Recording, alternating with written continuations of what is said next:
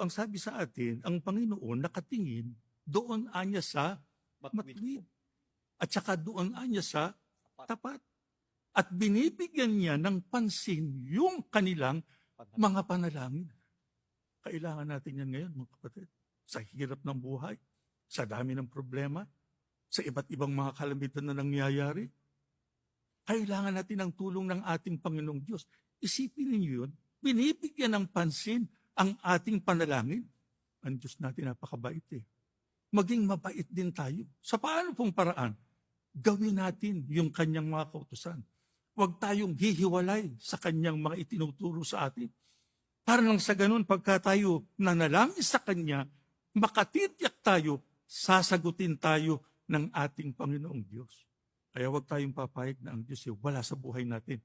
Gawin natin yung kanyang itinuturo sa atin na dapat gawin.